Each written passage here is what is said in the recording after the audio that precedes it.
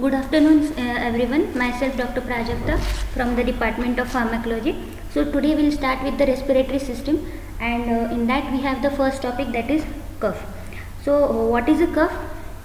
Cough is a protective reflex produced by the body to expel the irritant matter from the respiratory tract, and it is much necessary for preventing the mechanical obstruction which may cause because of the accumulation or clogging of these secretions into the respiratory tract. So its purpose is mainly for the expulsion of the secretions or any foreign particle that is present in the air passages, and it can occur either by stimulation of mechanoreceptors or the chemoreceptors that are present in the throat or respiratory passages, or stress receptors in the lungs. The cough is also suppressed by a cough center which is present in the central nervous system. Now the respiratory tract or the mucosa also have some specialized cells known as the cells which bear the cilia, and these cells bearing cilia or hair cells are responsible for clearing or moving the respiratory secretions from the respiratory tract, and this clearance of the respiratory secretions is known as the mucociliary clearance. So this mucociliary clearance has a very important role for clearing of the respiratory tract passage obstructions.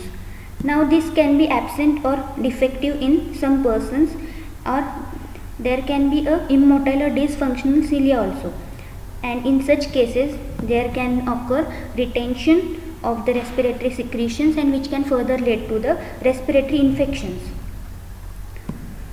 Now the act of coughing. What is the act of coughing? It is the act which involves a deep initial inspiration which is then followed by expiration. That is, after deep inspiration there is a expiration against a temporarily closed glottis, and the closure of glottis causes an increase in intrathoracic pressure. So when these glottis open suddenly, the pulmonary air is forced out through the trachea almost at the speed of sound, and thus we get the sound at the time of coughing, throwing out the respiratory tract secretions as expectoration. And the cough can be either useful or useless. Now when can we say that a cough is useful or useless? Useless or a non-productive cough is the one which is dry, that is, there is no expectorant in the cough. And the useful cough or the productive cough is the ones which serves to drain the secretions into the airway that are present in the airway, that are thrown away in the form of productive cough. Now the suppression of cough is not desirable when there are many secretions into the respiratory tract, and these suppressions can be harmful only if the amount of expectoration which is achieved is small as compared to the effort of coughing that a person is taking. So it is not recommended to suppress the cough. Now different types of drugs are available nowadays for the treatment of cough, and these drugs are the ones which act at different sites, or and the different what we can say at different conditions which are responsible for producing the cough. So what can be the reasons for the cough? There are different types of reasons where cough can be a symptom, like in upper respiratory tract infections, or when there is acute infection of lungs or pleural disease is there can be a chronic pulmonary disease like asthma or chronic bronchiectasis or bronchitis, or in tuberculosis also. The cough can be also secondary to acute left ventricular failure, that is a cardiac condition. Or one more important thing is that some drugs also are responsible for inducing cough, like the drugs like ACE inhibitors which we use for hypertension, like captopril or enalapril. Then we have beta blockers or inhaled corticosteroids or nebulized acetylcysteine. These are the drugs which are responsible for producing the cough.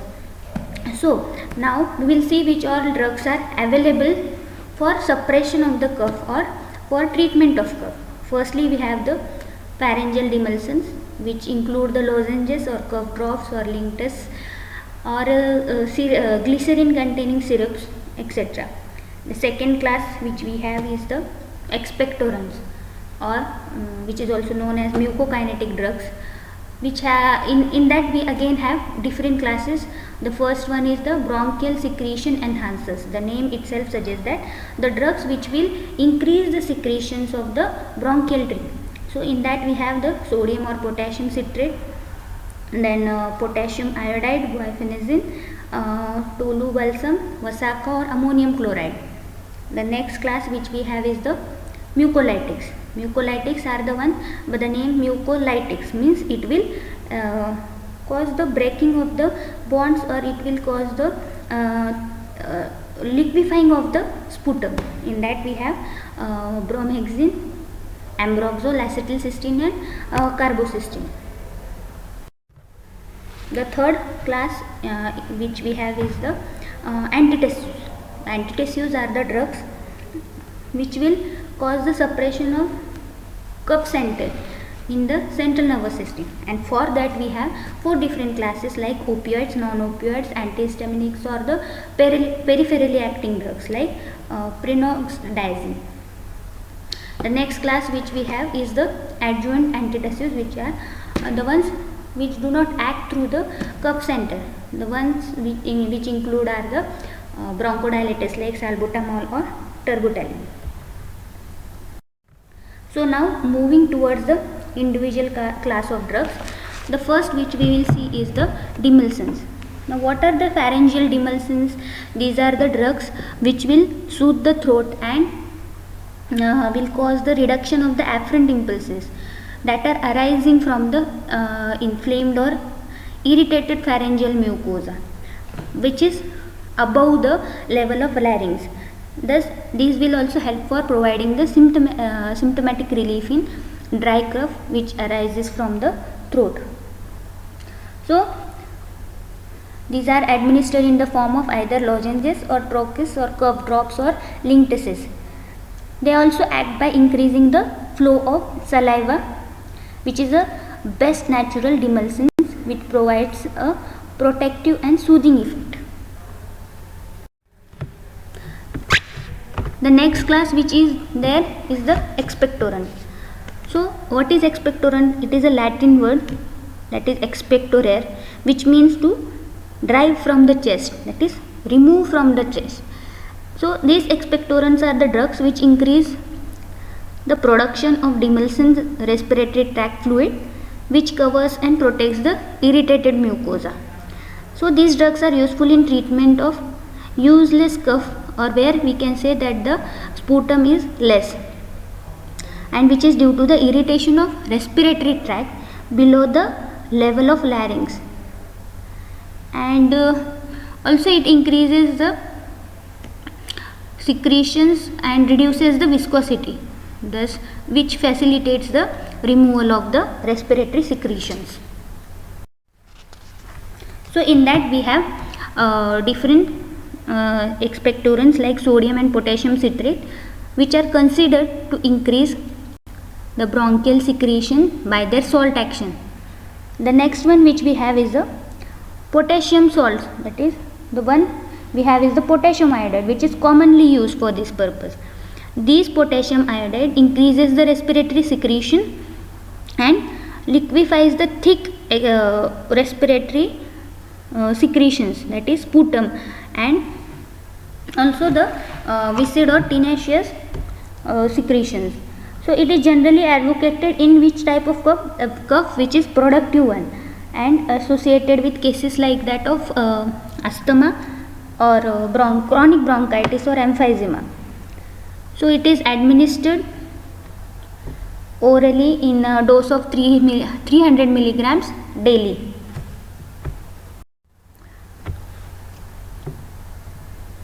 Next we have the guaifenesin, Vasaka or tolubalsam, which are the plant products obtained from the leaves of the Adathoda Vasaka and these also have a weak bronchodilator property.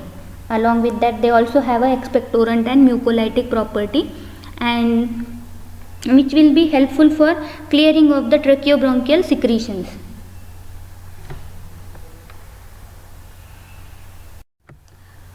Now the next class which we have is the mucolytics. So mucolytics are the ones which will help to lyse the mucus or the thick bonds in the mucus.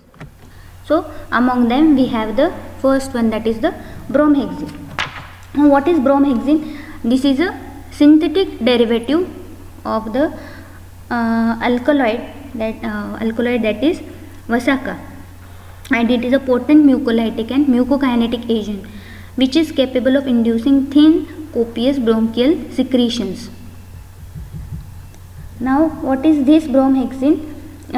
It reduces the viscosity of the sputum, and usually it is administered in the dose of 8 to 16 milligrams thrice daily.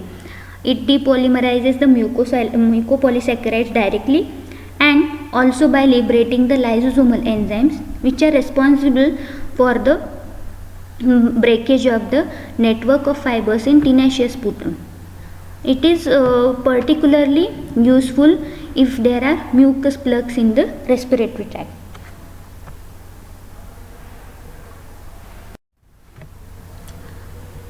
The next mucolytic is the acetylcysteine.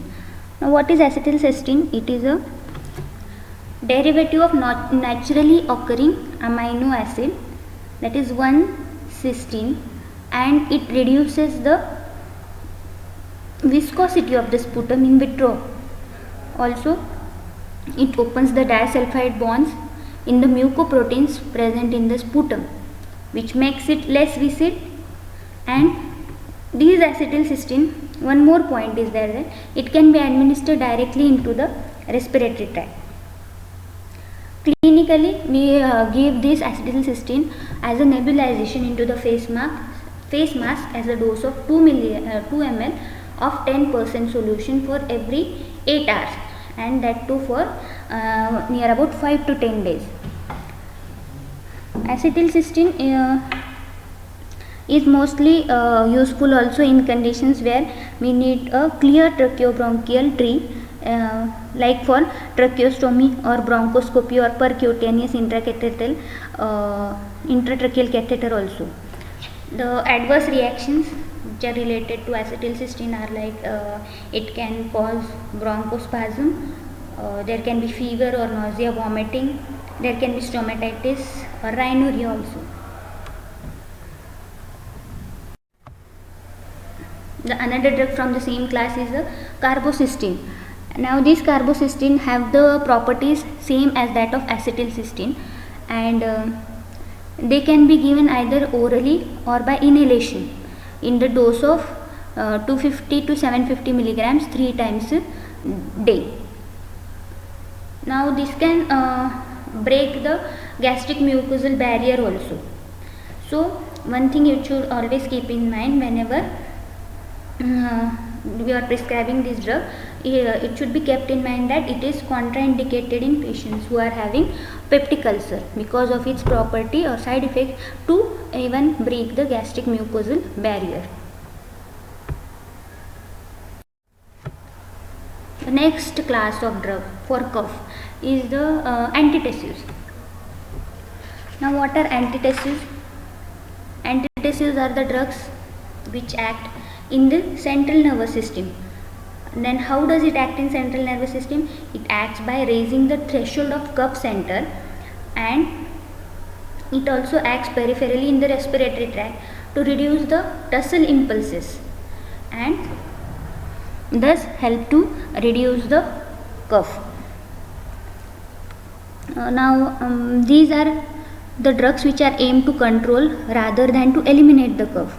So the antitussives should be used only for dry cough or the non-productive cough, or only in cases where the cough is unduly tiring or disturbs the sleep, or in cases like the conditions where the cough is hazardous for the patient, like in hernia or piles or any cardiac disease or ocular surgery. They are also invaluable in treatment of cough due to pleural diseases. So this can also be useful in cases where there is rib fracture or cough syncope because of excessive cough. But this should not be used generally in cases or in patients where there is a productive cough, especially in elderly patients or who are not fully alert. In general, cough suppressants do not suppress the voluntary coughing of the patient. And one more important thing is that these antitussives are the drugs which should not be recommended in young children, particularly those below the age of 2 years. So among these antitussives, first one is the opioids. There we have codeine. It is a alkaloid opium and it resembles morphine. It is more selective for the cough center. Now this codeine is regarded as the standard antitussive as it suppresses the cough for about nearly 6 hours. Very important thing is that its abuse liability is very low, but it is present. And another drawback of codeine is that it is also causing constipation, but less as compared to that of morphine. Even at higher doses, we can see drowsiness or respiratory depression in patients those who are taking codeine. And like that of morphine, it is also contraindicated in patients of asthma and where in patients there is diminished respiratory reserve.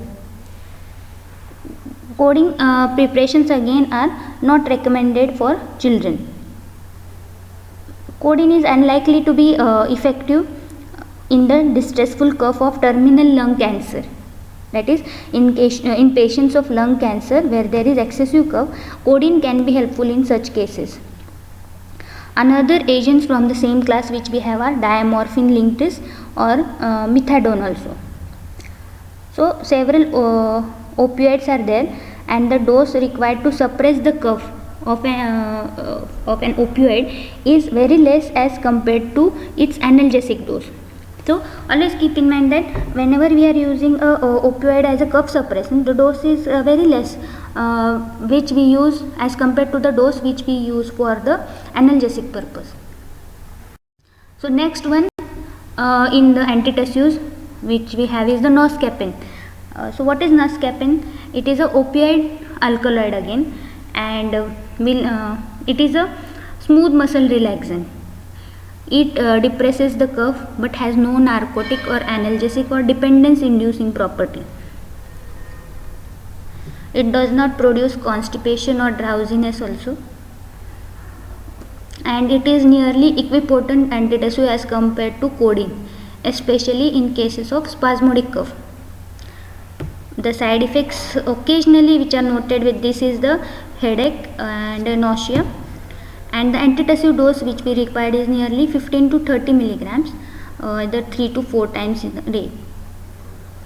And the important drawback with this is that bronchoconstriction can occur in asthmatics, or even hypotension can occur because of its property to release histamine.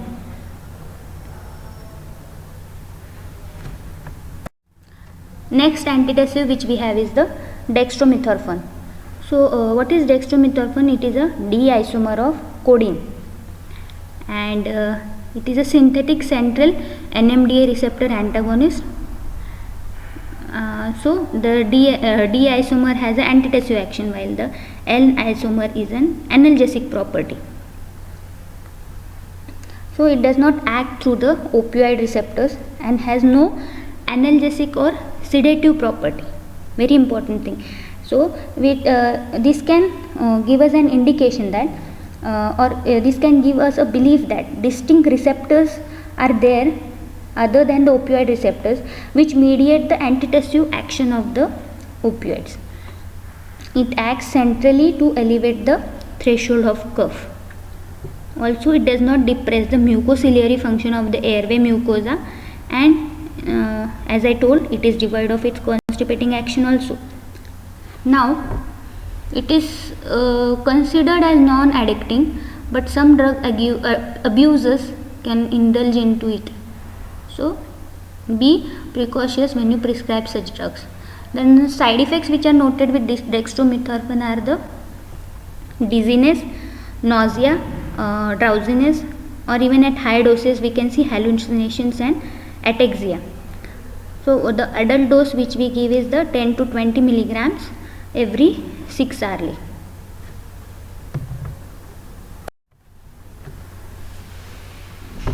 So the next antitussive which we have is the antihistaminics. So antihistaminics are the drugs which have a limited antitussive property, and this can be given in the cough which is due to conditions that are associated with postnasal drip. Also they are of very little value in cases like allergic bronchospasm, and maybe even have a deleterious effect because of their property to dry the secretions or to dry the bronchial secretions because of its anticholinergic action. So keep in mind that they have no expectorant property and they are known to reduce the secretions by anticholinergic action. The antihistaminics also have a sedative action and can be useful in children who do not sleep because of their cough, or provided there is no contraindication for their use, like any bronchial pathology is not present. So however these can be occasionally responsible for paradoxical excitements, and the preparations of antihistaminics which are available for antitussive use are the chlorpheniramine, diphenhydramine, promethazine, which has Phenergan 5 milligrams per 5 ml elixir, and these are the most commonly routinely used antihistaminics as an antitussives.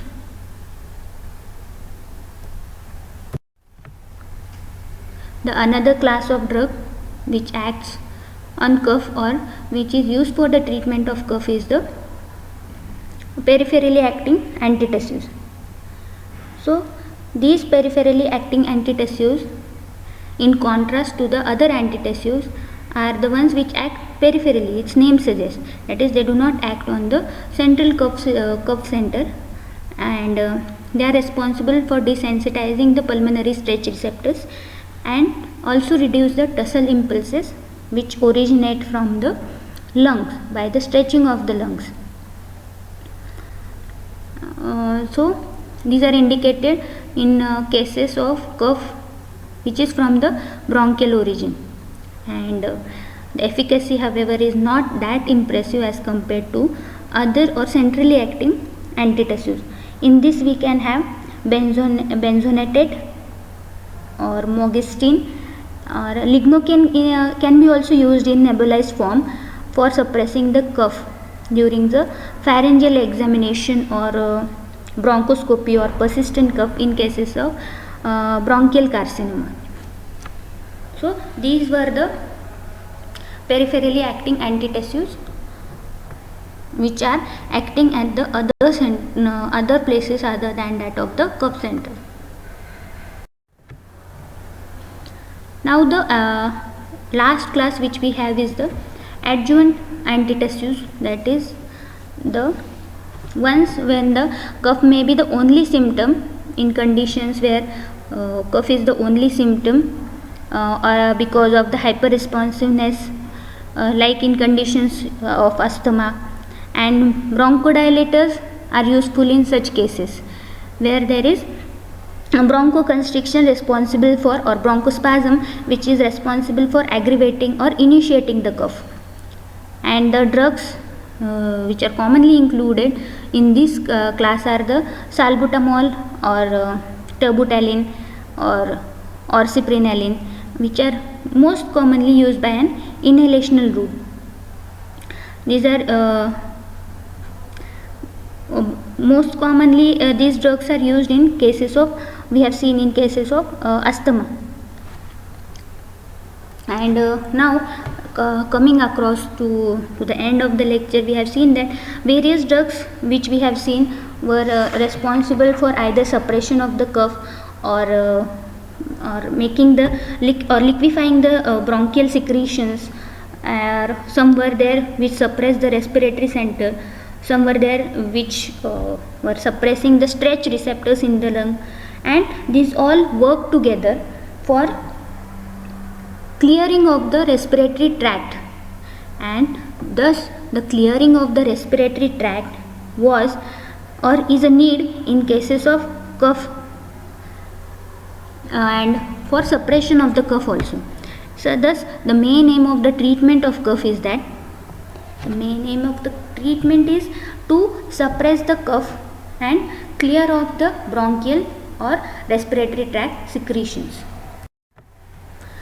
Some antitussive expectorant combinations which we will see here are the acetylene expectorant like salbutamol is there in a dose of 2 milligrams, or guaifenesin is there 100 milligrams in a dose of 10 ml syrup, and such acetylene expectorant we can use in a dose of 10 to 20 ml.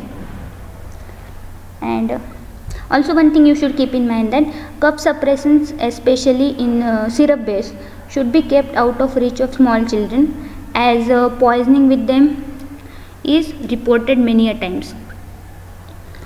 Other preparation which we have is the grilling tux, which has dextromethorphan 5 milligram, or along with that it has chlorpheniramine 2.5 milligram, guaifenesin which is 50 milligrams, and ammonium chloride which is 60 milligrams per 5 ml of syrup. Another most commonly used preparation is the Benadryl cough formula, where diphenhydramine is 14 milligrams, ammonium chloride is 138 milligrams, sodium citrate, that is the salts, which is 57 milligrams, then menthol, and other preparations. These preparation, that is Benadryl cough syrup, can be used in a dose of 5 to 10 ml in adults, and for children we can use these preparation in dose of 2.5 to 5 ml. Now at the end, it should be remembered that cough serves the useful purpose of clearing the respiratory tract, and it should not be severely obtended in the patients with productive cough. That is, we should not try to suppress the productive cough, or where in the patient where there is lot of secretions. So use of antitussives in sedated or debilitated patient may thus prove dangerous or harmful for the patient. They should be used cautiously in acute phases of pertussis or bronchial asthma, as inspission of the mucus plug may contribute the fatal outcome in a patient. The possible antitussive effect of pain relieving drugs such as morphine must be kept in mind while prescribing them in post-operative patient. And thus there are different classes of drugs depending upon the pathology or the cause for the cough, which are responsible for treatment of cough. Thank you.